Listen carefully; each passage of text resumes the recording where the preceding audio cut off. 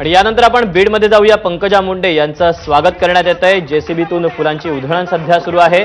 बीडमध्ये पंकजा मुंडे या पोहोचलेल्या आहेत। भाजपकडून त्यांना लोकसभेसाठी उमेदवारी जाहीर झालेली आहे, त्यामुळे आता कार्यकर्त्यांकडून त्यांचं जंगी स्वागत करण्यात येतं। एक प्रकारे शक्ती प्रदर्शन देखील भाजपकडून केलं जात आहे।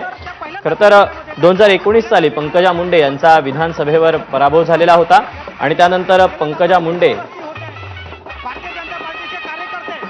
यांच्याबाबत अनेक चर्चा देखील केल्या जात होत्या आणि याच पार्श्वभूमीवर आता पंकजा मुंडे या पुन्हा एकदा लोकसभा निवडणुकीच्या रिंगणामध्ये किंबहुना निवडणुकीच्या रिंगणामध्ये उतरलेल्या पाहायला मिळतात।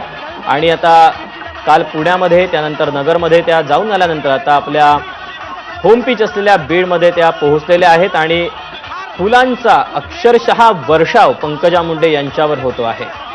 प्रीतम मुंडे या त्यांच्या भगिनी विद्यमान बीडच्या खासदार त्यांचं तिकीट कापून यावेळेला पंकजा मुंडे यांना लोकसभा निवडणूक लढवा असे आदेश पक्षाकडून देण्यात आलेले आहेत आणि आता त्यांचं जंगी स्वागत बीडमध्ये करण्यात येत आहे। वाजत गाजत स्वागत करण्यात येत आहे।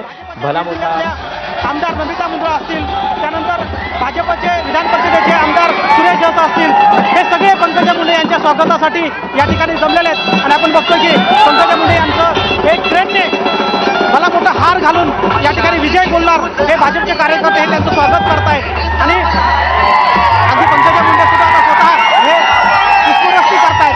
भारतीय जनता पार्टीचे हे कार्यकर्ते आहेत आणि आपण बघताय की कशा प्रकारे आज या लोकसभा निवडणुकीच्या अनुषंगानं पंकजा मुंडे यांचं जोरदार स्वागत या ठिकाणी होताना आपल्याला पाहायला मिळतं। कॅमेरामन धनंजय दारुंडेसह गोविंद चैके, ABP माझा, धामणगाव, बीड।